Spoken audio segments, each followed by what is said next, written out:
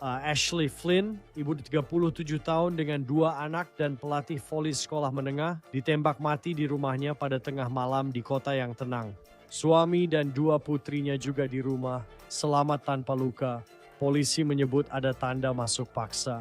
Namun beberapa hari kemudian, belum ada penangkapan, tidak ada tersangka yang ditahan, dan belum ada penjelasan yang jelas tentang apa yang terjadi. Kami sedang menangani kasus yang disajikan oleh Law and Crime. Saya Chris Stewart.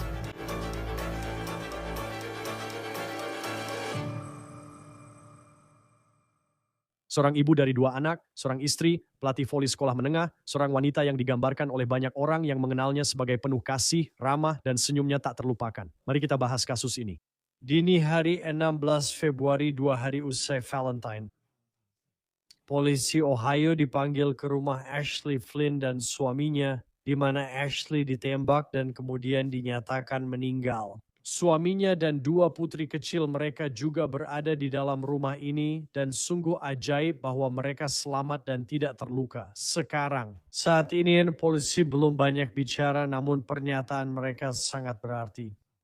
Mereka menyatakan bukti menunjukkan ini kasus perampokan gagal dengan tanda masuk paksa. Terdengar tembakan di kegelapan, polisi menyatakan tersangka masih buron.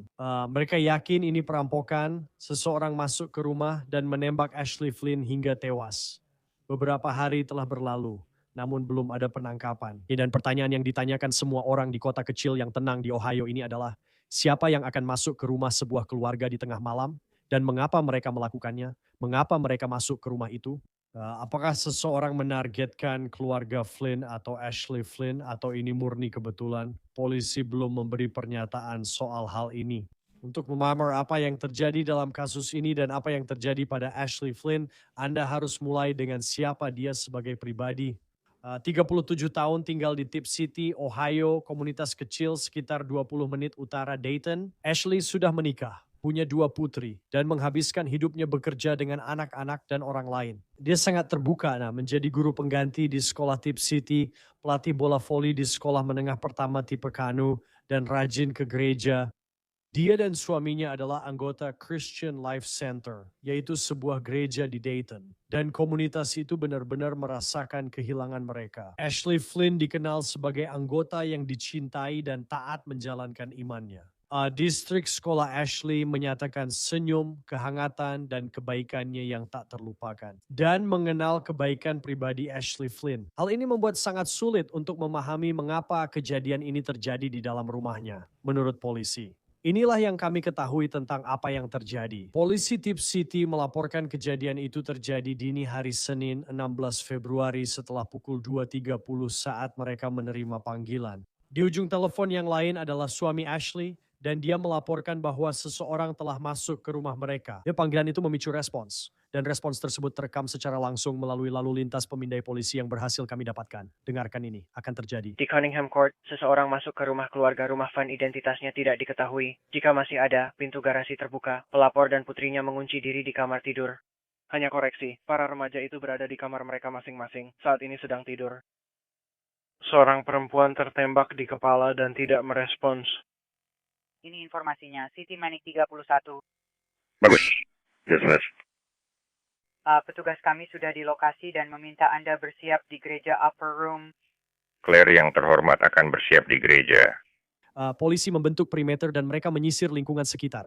Tapi tampaknya, menurut semua laporan, tersangka dalam kasus ini seolah-olah menghilang begitu saja. Namun polisi tidak benar-benar tidak mendapatkan apa-apa. Mereka sudah menemukan bukti pembobolan. Kepala polisi kota Tip mengatakan seseorang telah masuk ke rumah ini. Greg Atkins mengatakan kepada wartawan bahwa bukti awal menunjukkan percobaan perampokan yang gagal. Hingga rekaman ini dibuat, pelaku yang masuk ke rumah Ashley Flynn tengah malam belum tertangkap, belum ada penangkapan, membuat komunitas gelisah, hancur, dan ketakutan. Sejak kematian Ashley Flynn, dukungan untuk dia dan keluarganya sangat luar biasa. Wadah memikirkan distrik sekolah dan gereja tempat dia mengajar, melatih, dan beribadah. Juga orang tua, anak-anak yang dia latih. Orang-orang kesulitan memahami kehidupan yang terputus, terutama milik seseorang yang telah banyak berbuat baik di komunitasnya. Sekarang distrik sekolah adalah salah satu yang pertama angkat bicara, mereka menulis. Sekolah Tip City mengucapkan belasungkawa kepada keluarga, teman, rekan kerja, dan murid Ashley Flynn. Ashley adalah pelatih bola voli di sekolah menengah pertama Tipe Kanu, guru pengganti berdedikasi, dan mantan guru di sekolah Tip City. Dia dikenal karena senyum indah, kehangatan, kebaikan, dan pengaruh positifnya bagi banyak orang di kelas maupun di lapangan. Life-wise, Tip City, tempat Ashley pernah mengajar, memposting pesan duka dan harapan. Kami sangat berduka atas kepergian guru kami, Ashley Flynn. Kami tahu Tuhan dekat di Christian Life Center, gereja di Dayton, tempat Ashley dan suaminya, seorang pendeta, sudah lama menjadi anggota. Mengumumkan kabar itu lewat postingan yang telah dibagikan ratusan kali di media sosial, menulis kutipan, seorang anggota gereja kami yang sangat dicintai, pelayan Yesus yang setia, istri, ibu, anak perempuan, dan begitu banyak peran lain yang ia jalani dengan penuh kasih, pengabdian, dan cinta tanpa syarat, telah dibunuh di rumahnya. Mohon doakan suaminya dan dua putrinya serta keluarga besar yang ditinggalkan. Mohon doakan juga untuk penyelidikan yang sedang berlangsung. Mohon doakan agar Tuhan memberi penghiburan di situasi sulit ini. Seorang teman keluarga membagikan kesedihannya secara online. Tindakan kekerasan yang tak perlu kembali merenggut nyawa istri, ibu, dan teman kami di kota Tip. Ashley berhati baik dan penuh kasih, kini dia diambil oleh seorang pembunuh. Ada kata-kata yang ditinggalkan Ashley beberapa bulan lalu, Oktober 2025. Dia menulis tentang para gadis yang dia latih, yang kini berduka atas kehilangan pelatih. Saya sangat bangga pada gadis-gadis kelas 7 ini. Mereka telah berjuang hingga akhir sesi yang luar biasa. Saya bersyukur jadi bagian darinya dan sangat menyayangi mereka. Halaman GoFundMe dibuat untuk mendukung suami dan putri-putri Ashley, tertulis di sana. Benar-benar tak ada kata-kata. Hati kami hancur dan sangat sakit menulis ini. Banyak yang bertanya bagaimana membantu keluarga Flynn di masa sulit ini. Hal ini dibuat sebagai cara bagi kami untuk mendampingi mereka dan meringankan sebagian beban keuangan di hari-hari dan bulan-bulan mendatang. GoFundMe untuk keluarga Ashley Flynn telah mengumpulkan hampir $100,000 hingga Selasa. Mari bahas kasus ini. Apakah Mike King, mantan komandan polisi dan pembawa acara Profiling Evil? Anda bisa menonton episode ketiga podcast Gardens of Evil Inside the Zion Society Cult yang tayang pagi ini. Saya tahu Mike, Anda sudah lebih dari seminggu di posisi nomor 1 Apple. Selamat atas podcastnya, kita akan bahas lebih lanjut di sini. Sebentar lagi, Anda melihat kasus yang sedang kita ikuti dari Tip City, Ohio, dan ini memang sangat tragis ketika Anda melihat wanita ini, peran yang dia mainkan di komunitas. Melihat perampokan menurut polisi di malam hari di lingkungan tenang seperti ini, menurut Anda, apa hal paling menonjol dari kasus ini? Menurut saya, yang paling menarik perhatian saya, Chris, yang pertama, yang sering kali kita terdorong untuk perhatikan adalah viktimologi. Dan di sini kita punya seseorang yang, menurut saya, menjalani gaya hidup yang relatif berisiko rendah. Dia tampak seperti ibu rumah tangga, dulu guru penuh waktu, kini jadi paruh waktu, dan melatih di sekolah. Jadi dia jelas terlibat, dia jelas aktif dalam tradisi kepercayaannya. Dia dianggap berisiko rendah. Dan kita seringkali bisa mengalami pandangan sempit pada kasus seperti ini ketika kita memikirkan kemungkinan tersangka karena gaya hidup berisiko rendah itu. Tapi kita juga harus mempertimbangkan faktor-faktor lain yang mungkin berada di luar kendali Ashley dan suaminya. Hal-hal seperti situasi di lingkungan sekitar, atau sesuatu yang mungkin terjadi saat pulang ke rumah, atau mungkin sesuatu yang disebutkan dalam pertemuan gereja, misalnya, saya tiba-tiba mendapatkan banyak uang, atau hal-hal seperti itu adalah semua jenis hal yang bisa meningkatkan risiko kita tanpa kita sadari. Jadi kita bisa saja menjalani gaya hidup yang benar-benar bebas risiko. Tapi keadaan atau lingkungan yang menurut saya mungkin akan kita bahas juga, atau hal-hal lain, benar-benar bisa mulai mengubah tingkat risiko kita. Dan ketika tingkat risiko itu berubah, kemungkinan daftar tersangka juga mulai meluas. Karena saya tahu, dan siapapun yang mengikuti, Anda tahu, semua orang tahu kasus Nancy Guthrie. Ada perdebatan apakah itu percobaan perampokan tengah malam yang berubah jadi penculikan. Ya Anda tahu, Anda lihat jam 2.30 pagi di rumah di Jalan Buntu. Seberapa sering hal seperti ini terjadi, seseorang pasti akan berubah menjadi kekerasan. Tapi saya juga tahu dari percakapan lain yang kita lakukan, ya ini sangat jarang terjadi. Anda tahu mungkin tidak di film, tapi di kehidupan nyata. Bahwa seseorang benar-benar akan membobol rumah orang lain pada saat Anda tahu orang-orang mungkin sedang di dalam dan tidur. Saya rasa sebenarnya cukup umum kita melihat perampokan terjadi saat orang-orang sedang berada di rumah. Biasanya, pelaku yang membobol akan berusaha tetap sepelan dan setersembunyi mungkin. Sekarang, selama bertahun-tahun saya berbicara dengan pelaku, khususnya pelaku kejahatan seksual yang merasa mendapat kekuatan dan kendali besar dalam pikiran mereka. Saat mereka mengintip lewat jendela atau masuk ke kamar tidur, bahkan mengamati orang-orang di kamar itu sedang tidur. Saya pernah berbicara dengan pemerkosa berantai dan pelaku kejahatan seksual berantai yang menceritakan kepada saya tentang masuk ke dapur, membuat sandwich, dan memakannya di dapur. Itu memberi mereka rasa kekuasaan besar karena bisa mengendalikan rumah. Jadi, seseorang yang membobol masuk, ini memang jarang, tapi saya rasa lebih sering dari yang kita kira mereka melakukannya saat orang di rumah. Jadi, hal yang menjadi menarik adalah apakah seorang Ashley Flynn menjadi target dari semacam kekerasan yang terjadi di sana yang kita tahu adalah pembunuhan? Saya tidak tahu apakah kita sudah diberitahu apa penyebab pembunuhan itu, atau apakah dia kebetulan sedang terjaga pada saat itu dan berjalan langsung berhadapan. Dan saya membuat banyak dugaan di sini, Chris. Tapi karena atletis, atau mungkin seorang wanita yang sangat berkemauan keras, apakah dia melawan daripada mundur? Dan apakah itu menyebabkan pembunuhan yang tidak direncanakan dibandingkan dengan sesuatu yang direncanakan dan dipersiapkan? Dan kami sempat berbicara sebelum mulai merekam, saat Anda melihat rumah ini letaknya di jalan buntu. Tapi juga ketika Anda melihat dari atas, Anda bisa melihat ada beberapa ladang di sekitarnya. Seperti untuk para penyidik dalam kasus ini, bagaimana mereka melihat tata letak rumah ini dari atas, dan bagaimana hal itu bisa menjadi faktor dalam menentukan di mana bukti mungkin berada. Saat melihat tempat itu, kita mulai memikirkan beberapa hal menarik menurut saya. Pertama, kita perlu mempertimbangkan tampilan rumah berdasarkan citra udara terbaru, meski kadang itu rumit. Tapi ketika kita melihat rumah itu di ujung cul-de-sac, tapi sebenarnya hanya ada satu cara untuk masuk ke komunitas itu. Itu adalah cara yang alami. Ada jalur kedua ke cul-de-sac itu, berkelok melewati beberapa jalan berbeda untuk mencapainya.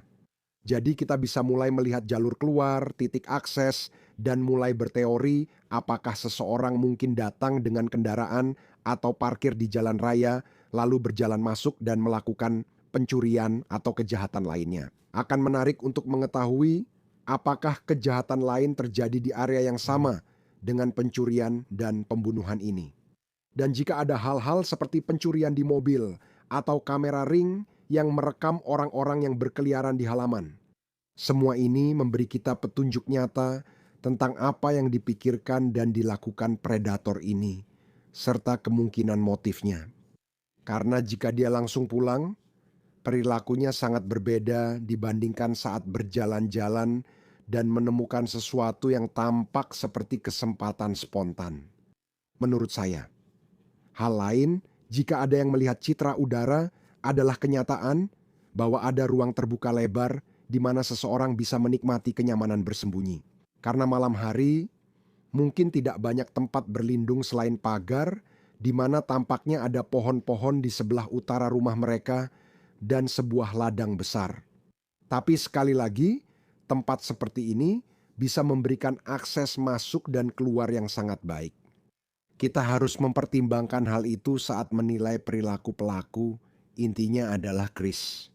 Saya rasa ini akan bermuara pada jika penegak hukum menunjukkan beberapa perusakan mobil dan pembobolan lain di daerah itu, maka kasus ini lebih oportunistik daripada terarah. Dan saya tahu bahwa mereka menggunakan anjing pelacak dan drone begitu polisi tiba di lokasi kejadian. Ya, dan saya yakin ada momen sebagai detektif atau petugas di mana Anda hanya mencoba mencari tahu apa yang terjadi di dalam rumah, lalu Anda membicarakan tentang pencarian di sekitar area tersebut. Fakta bahwa anjing pelacak tidak dapat menemukan apapun. Sejauh yang kami pahami, mereka belum merilis informasi tersebut, tetapi sampai saat ini kami belum mengetahui adanya tersangka. Apa yang itu katakan kepada Anda tentang bagaimana orang ini mungkin bisa melarikan diri, bahwa anjing pelacak, drone, bahkan sejauh yang kami pahami, mungkin tidak menemukan banyak hal hanya dalam pencarian awal itu? Ya, saya rasa. Pertama, jika titik keluarnya adalah jalan raya, mungkin akan lebih sulit bagi anjing pelacak untuk mengikuti dan melacak jika melewati pagar dan melalui hutan. Anjing itu mungkin menarik perhatian. Meski mereka kembali siang hari, mereka mungkin bisa melihat karena ini waktu yang lebih dingin. Saya juga belum tahu ada salju di tanah karena belum lihat laporan setempat. Namun mungkin ada jejak atau hal lain yang bisa memberi petunjuk kemana predator itu melarikan diri. Tapi kita juga harus ingat, kita tidak tahu seberapa cepat penegak hukum membawa anjing ke sana dan seberapa banyak aktivitas yang terjadi di sekitar rumah yang bisa menciptakan kebisingan bagi anjing. Sebelumnya, mereka berkata, mari kita lihat apakah bisa melacak ke suatu tempat. Polisi mengatakan ada tanda masuk paksa ke rumah. Saya tidak tahu apakah itu jendela dipecahkan atau pintu didobrak.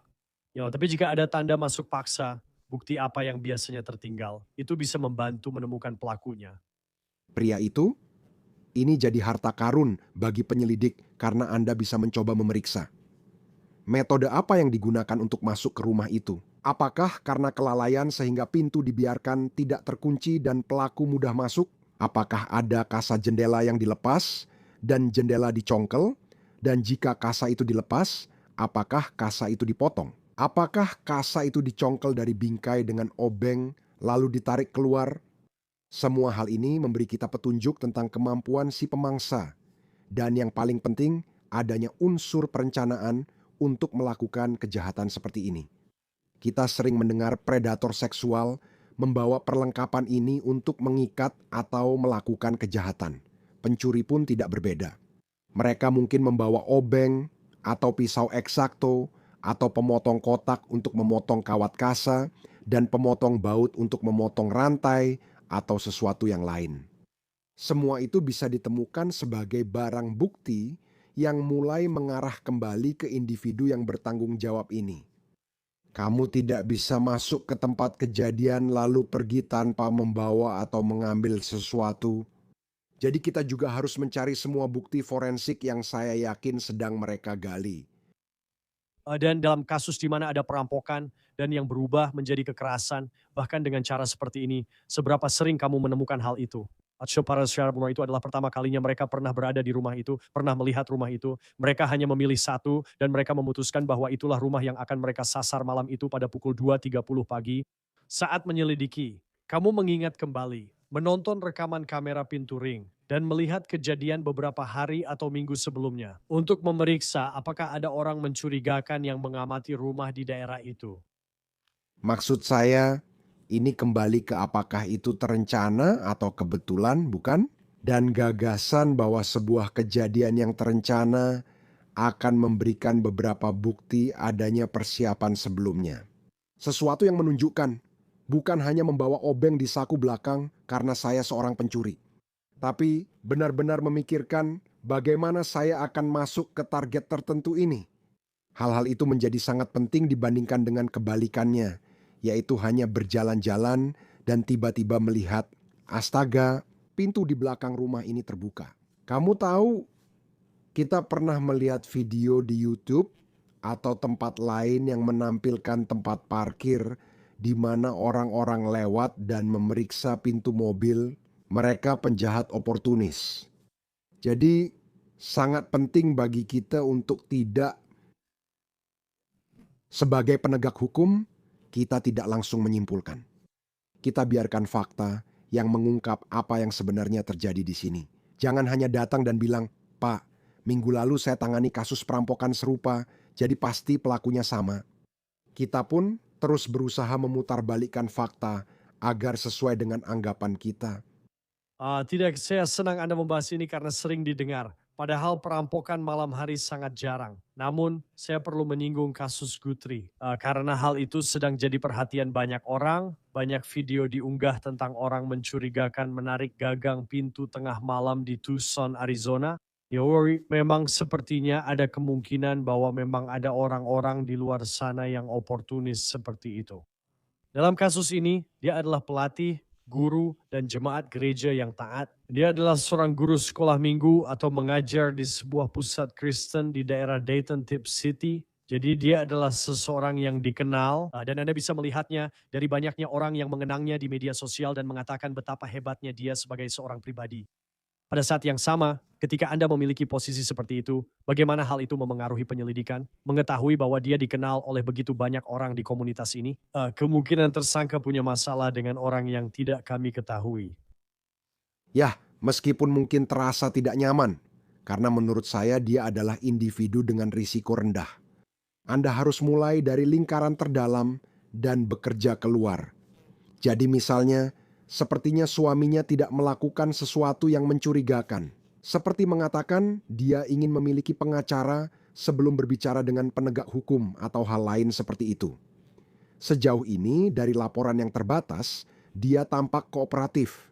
Dan sejujurnya Chris, saya benar-benar senang bahwa Departemen Kepolisian Kota Tip tidak melakukan apa yang kita lihat terjadi di Tucson, di mana mereka muncul di media setiap hari dan berkata, hari ini kami akan melangkah 5 langkah ke kiri dan mengambil sesuatu lalu memberitahu Anda tentang itu. Mereka sedang melakukan penyelidikan, mereka akan mencoba memberitahu kita tentang hal-hal yang relevan. Namun, lingkaran itu akan semakin melebar, apalagi Anda menyebutkan gereja atau kegiatan di sekolah.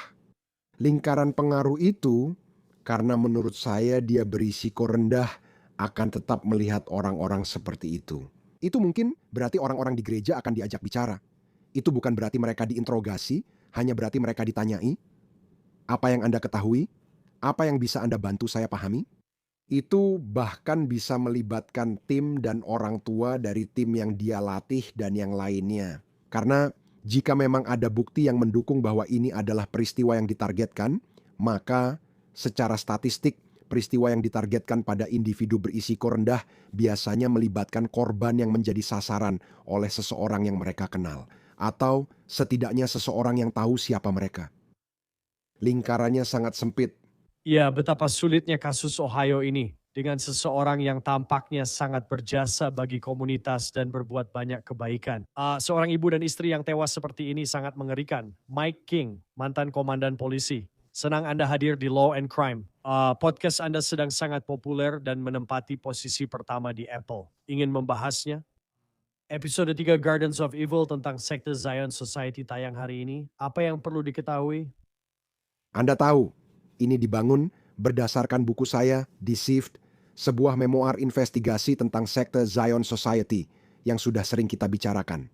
Tapi podcastnya, kami ingin podcast ini menceritakan kisahnya dari sudut pandang para penyintas dan mereka yang terlibat di dalamnya atau dalam penyelidikan ini. Ini podcast yang sangat keren. Ini terdiri dari 7 bagian, mungkin menjadi 8 jika kami membuat episode tambahan. Tapi di sini kami juga melibatkan para penyintas dari kasus ini, yang saat mereka menjadi korban, mereka adalah perempuan muda berusia antara 6 hingga 14 tahun. Beberapa anak laki-laki juga menjadi korban sekte tersebut, dan komentar mereka ada sepanjang podcast ini. Saat melaksanakan surat perintah penggeledahan, ada 70 polisi hadir, termasuk Chris, untuk menyerbu kompleks, mengambil alih, dan menjalankan surat perintah penggeledahan serta penangkapan. Dan ini juga akan melibatkan jaksa penuntut, pendamping korban anak, dan hal-hal lainnya saat kami membahasnya. Tapi ceritanya bukan tentang keburukan dari penyerangan itu. Kami akui, tapi inti ceritanya tentang bagaimana sekte merekrut dan mengendalikan orang-orang yang tampak cerdas. Dan bagaimana mereka bisa mengubah moral dan memilih berbuat jahat atas nama Tuhan yang mereka yakini. Ya, maksud saya ini topik yang sangat menarik. Saya tahu kamu sudah membahasnya, maksud saya kamu sudah mengalaminya, tapi sekarang membicarakannya di podcast ini. Taman Kejahatan episode 3 Sekte Zion Society tayang hari ini. Terima kasih Mike King sudah bersama Law and Crime. Terima kasih, Chris. Itu saja untuk On The Case dari Law and Crime. Berlangganan di YouTube, Spotify, dan tonton kami di Peacock. Saya Chris Stewart. Sampai jumpa.